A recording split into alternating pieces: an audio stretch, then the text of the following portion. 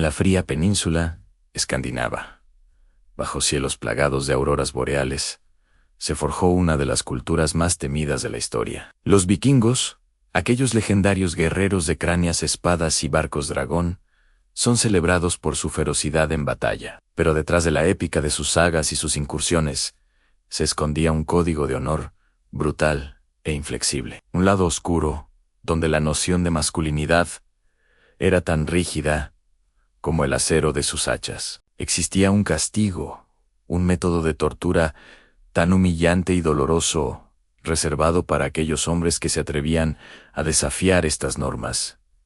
No se hablaba de él abiertamente. Era un secreto a voces, un espectro que se cernía sobre quienes no encajaban en el molde del guerrero ideal. Lo aplicaban en silencio, lejos de las miradas curiosas, en la profundidad de los bosques o en los confines de los fiordos más solitarios. Y había una razón por la que este suplicio era tan temido en quien lo sufría.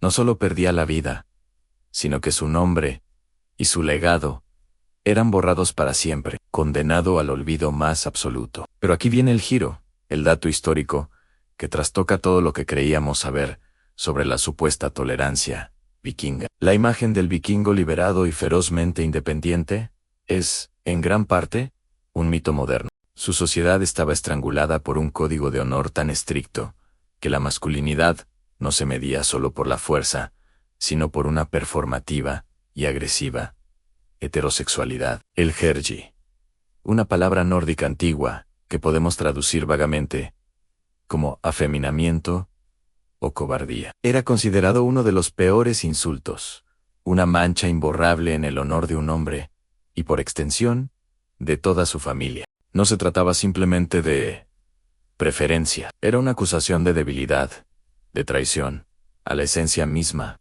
de lo que significaba ser un hombre en ese mundo. Y para purgar esta supuesta vergüenza, los líderes tribales y los SIA, Dash, Me, Diar, chamanes masculinos, a quienes paradójicamente también se les miraba con recelo por realizar magia femenina, diseñaron un castigo que era a la vez una tortura física y una ejecución ritual simbólica, un método que no buscaba solo infligir dolor, sino despedazar metódicamente la identidad del condenado, asegurándose de que su sufrimiento sirviera de lección para todos. La próxima vez que imagines a estos guerreros, recuerda que su mayo o ere brutalidad no siempre se dirigía hacia sus enemigos en el campo de batalla, sino hacia los suyos propios, a quienes su cultura consideraba imperfectos. Y esto es solo el principio de una historia que desafía todo lo que creías conocer. El método más infame y documentado para castigar a un hombre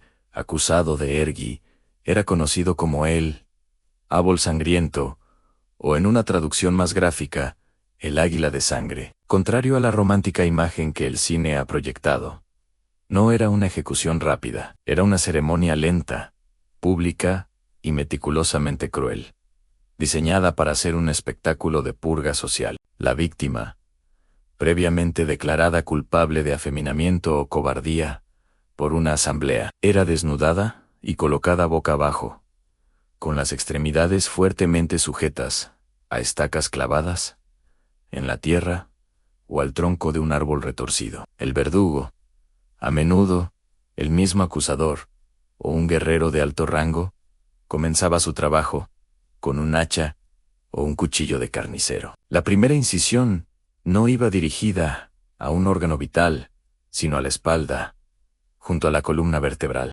La piel y los músculos de la espalda eran cortados con precisión brutal y separados de las costillas, abriendo la caja torácica como si fueran las alas de un pájaro. El sonido de la carne desgarrándose y el crujido de los huesos, al ser expuestos al aire frío, debía de ser ensordecedor para el condenado, cuyo sufrimiento era la principal moneda del ritual. Con las costillas y los pulmones al descubierto, el verdugo procedía a la parte más simbólica y atroz, a la extracción de los pulmones. Estos órganos, fuente del aliento y la vida, eran arrancados con cuidado sádico y desplegados sobre la espalda abierta de la víctima, que en sus estertores finales, y con los pulmones expandiéndose y contrayéndose en el exterior, creaba la ilusión macabra de unas alas palpitantes.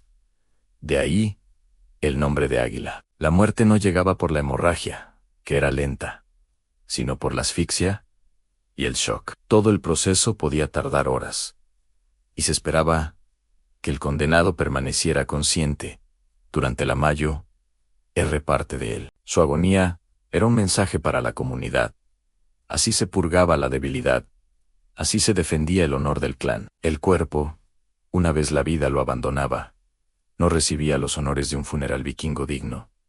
Se le negaba la entrada al Valhalla. En su lugar, era abandonado en un páramo o arrojado a una ciénega, como ofrenda a los dioses más oscuros y antiguos, condenado a vagar por la eternidad. Aunque las sagas nórdicas, escritas muchos años después de la era vikinga, a veces edulcoran o mitifican estas prácticas, los hallazgos arqueológicos aportan un testimonio mudo y escalofriante. En el pantano de Weymouth, en Inglaterra, se encontraron los restos de decenas de guerreros vikingos decapitados, pero uno de ellos contaba una historia diferente. El esqueleto de un hombre joven mostraba marcas de cortes precisos y paralelos a lo largo de las costillas, marcas que no corresponden a heridas de batalla, sino a una disección metódica. Los arqueólogos sugieren que pudo ser víctima de una ejecución ritual, posiblemente el águila de sangre, una advertencia para otros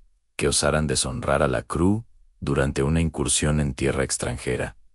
Este hombre no murió en combate, murió bajo las herramientas de sus propios camaradas, juzgado y encontrado indigno por razones que los huesos no pueden gritar, pero que las marcas de la hoja insinúan con horrible elocuencia. Si quieres descubrir más historias tan estremecedoras como esta, suscríbete y acompáñanos en este viaje al lado más oscuro de la historia, porque el águila de sangre no fue el único horror. La brutalidad del águila de sangre, sin embargo, no era un acto de sadismo gratuito, en el sentido moderno. Era la manifestación extrema de un sistema de creencias que equiparaba la supervivencia del grupo con una masculinidad inflexible y agresiva. En un mundo de inviernos implacables y constantes conflictos, cualquier desviación de la norma era percibida como una grieta en el muro que los protegía del caos. El miedo a la debilidad, a lo diferente, justificaba una crueldad institucionalizada. Aquellos hombres, cuyos únicos crímenes pudieron ser su comportamiento, sus inclinaciones, o simplemente el hecho de no ajustarse al ideal del guerrero, fueron sacrificados en el altar de la cohesión tribal. Sus gritos no eran solo de dolor físico, sino el sonido de una identidad siendo sistemáticamente aniquilada para reforzar los cimientos de un orden social construido sobre el miedo. Estas historias, sepultadas en sagas y evidencias arqueológicas, parecen reliquias de un pasado salvaje y lejano. Es tentador mirar hacia otro lado y consolarnos pensando que hemos evolucionado más allá de tal barbarie. Pero el mecanismo psicológico y social que alimentaba el Irgi vikingo no ha desaparecido. Solo se ha transformado. La necesidad de encontrar chivos expiatorios, de marcar al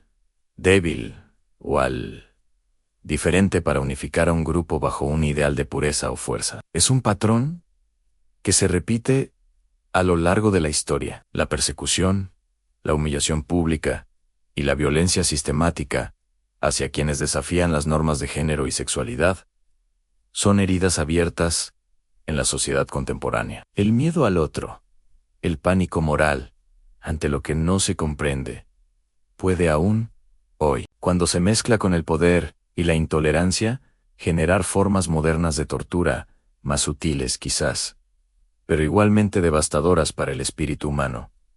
Estas historias parecen lejanas, pero nos recuerdan hasta dónde puede llegar el ser humano cuando el poder se mezcla con el miedo. El eco de los gritos de aquellas víctimas en los fiordos nórdicos es un recordatorio sombrío de que la línea que separa la civilización de la crueldad es más delgada de lo que creemos. Nos obliga a reflexionar.